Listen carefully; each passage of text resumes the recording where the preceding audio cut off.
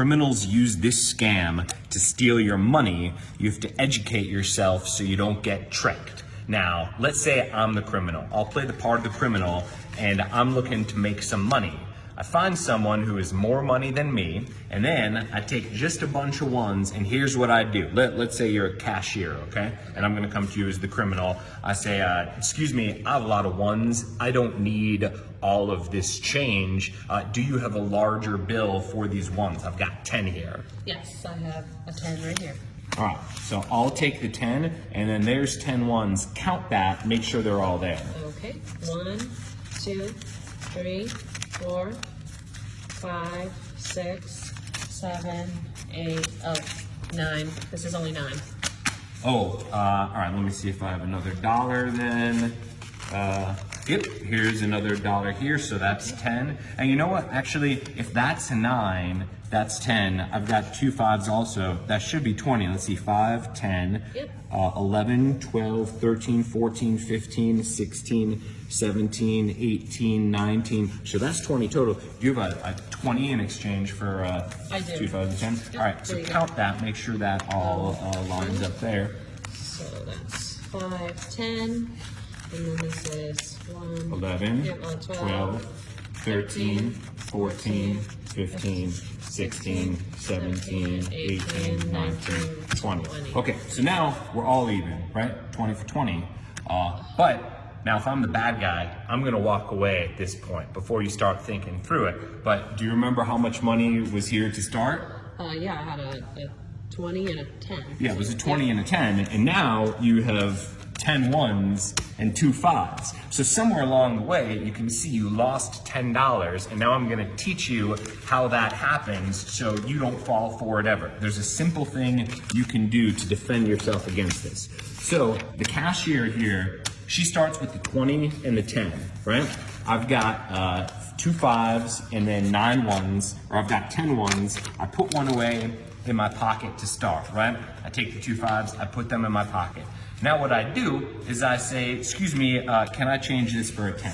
Now, cashiers, most of the time they're friendly. There's something that they don't do that they should do, which I'll tell you in a second, because that's how you can stop yourself from falling for the scam. But most cashiers will give you the 10. Then when they go to count it, they'll count 9. So now you come forward with the 10th bill, right? And then at this point, you should be even, right? But then, if you throw in the other 5s here, there's 20 on the table, even though this $10, this no longer belongs to you. This is the cashier's money, because you got the 10 in exchange for this, but now the cashier will have trouble following that, and she'll just count 20 here, not realizing that 10 are hers, 10 are the marks, and she'll switch this with the 20. So here's what you do to make sure that you never get caught with this scam. If you're just an innocent person trying to do their job, you need to make sure you don't fall for this. So here's what you do. You have your money here locked up, and then the criminal comes to you, let's say, with the $9, right?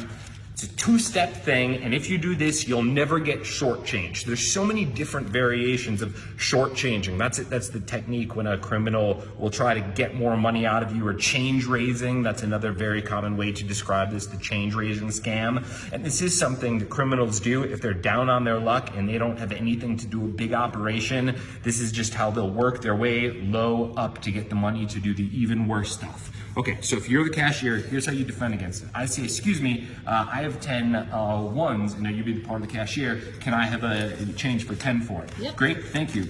Now, that's already, you shouldn't do that. When you're the cashier, what you do is you never give someone any of your money until you've counted all of theirs and made sure it's still there. So that's the first thing you should do. Let's see how that would look if you're following that rule. Okay. I say, excuse me, I've got 10 ones here. Do you have change for it? Yeah. Great. So then I'll take this and I'll give it to you. You gotta fight me off. You can't let me get this. So here's 10 ones. I'll take the change for that. Thank you. Oh, can I just have the 10? No, I need to count the money first Right. and make sure that we have 10 here. Yep, 1, 2, Yep. 3, 4, 5, 6, 7, 8, 9, 10. Right. Yep, that's 10. Great. So let's say that was 9 though, right? That was 9. Then what you would do is, if I give this to you, Yep. then first you take all this, Yep. take all it, you put it in the tray, then you give me the 10. Yep. Right? So now you're in such a different position here where now if I was to come forward with, you know, other money, the 10 and the 2 5s, this would now be the start of a new interaction. So if I was trying to change my 10 and the 2 5s for the 20, so let's do that. Okay. Right? Let me So count remember this. what you learned. So first Great. you count that. 10, Yep. 15, So then you 20. give this to me, and now you can see you've actually saved yourself from it because now I have 20, which is how much I started with. You have the 10, that's 20, and this is 30. So the second rule, if you're the cashier, is you always complete a transaction, fully complete a transaction before you start a new one. Please help me spread the word about this scam. It's going around, it's tricking a lot of people. Sometimes cashiers will be fired from their jobs, from their bosses, because their bosses think that they're stealing. But everyone, we all know someone who works in retail, so it'd be great if we could spread this video around and try to stop this scam that's hurting so many people.